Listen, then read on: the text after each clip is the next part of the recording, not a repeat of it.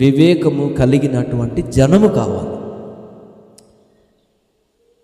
ఎందుకని అనంటే దేవునిని గూర్చినటువంటి సంగతులను మనం అర్థం చేసుకోవాలంటే మనకు జ్ఞానం లేకుండా దేవుని సంగతులను మనము ఎంత మాత్రము కూడా మనం తెలుసుకోలేము, మనకు అర్థం కాదు.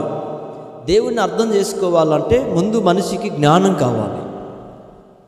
జ్ఞానము ద్వారా దేవునిని తెలుసుకోవడానికి, దేవుని గొప్పతనాన్ని వివరించడానికి, లేక దేవుని గొప్పతనాన్ని మనం అర్థం చేసుకోవడానికి జ్ఞానం మనకు ఉపయోగపడుతుంది. జ్ఞానం లేకనే జనులు భూమి మీద చాలామంది లోకంలో దేవుని గుర్తించలేకపోతున్నారు. అందుకని ముఖ్యంగా జ్ఞానం కలిగినటువంటి ప్రజలు కావాలి. ఈ జ్ఞానమును దేవుడు మానవులకు ప్రత్యేకంగా ఆయన దయచేస్తున్నాడు. ఎందుకంటే నేను ఈరోజు ఇప్పుడున్నటువంటి పరిస్థితులను మీకు చెప్పాలనుకుంటున్నాను. ఈరోజు నేను పెద్దగా మీతో వాక్యాన్ని పంచుకోవాలని కాదు, కానీ ప్రపంచ పరిస్థితులు చాలా అల్లకల్లోలంగా ఉన్నాయి. నేడు ఉన్నటువంటి ప్రపంచ పరిస్థితులు చాలా అల్లకల్లోలంగా ఉన్నాయి.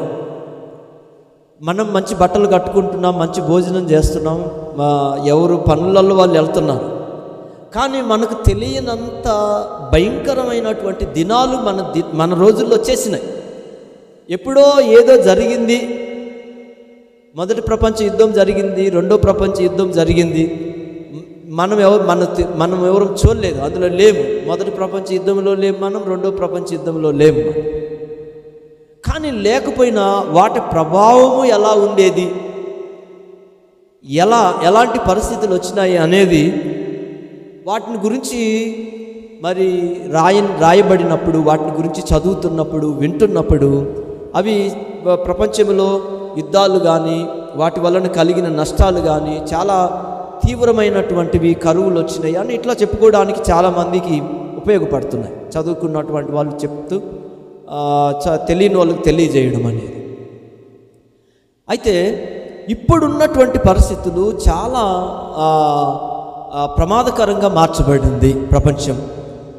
ఎందుకంటే గత కొన్ని సంవత్సరాల నుంచి జరిగేటువంటి పరిస్థితులు భూమి మీద ఎక్కువగా యుద్ధాలే ఎక్కువగా ప్రభావితం చేస్తుంది. ఏంటంటే ఇప్పుడు యుద్ధాలు ప్రపంచాన్ని భయపెడుతున్నది. ఏంటంటే యుద్ధాలు అంటే ఇవి మనుషులు వాళ్ళంతటా వాళ్ళే తెచ్చుకునే యుద్ధం అనేది, మనుషులు వాళ్ళంతటా వాళ్ళే కావాలని తెచ్చుకునే యుద్ధాలన్నీ.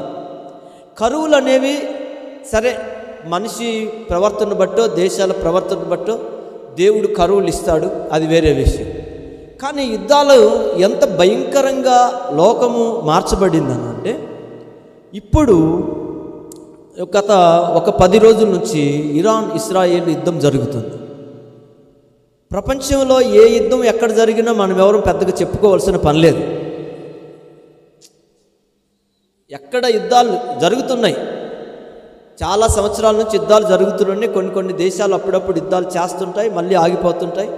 1-2 రోజులు యుద్ధాలు చేస్తాయి, మళ్ళీ ఆగిపోతుంటాయి. ఇట్లా జరిగినటువంటి యుద్ధాలు వస్తూనే ఉన్నాయి. ఎందుకంటే యుద్ధానికి అలవాటు పడ్డారు జనం, కొట్లాటకు అలవాటు పడ్డారు, సమాధానానికి అలవాటు పడ్డారు.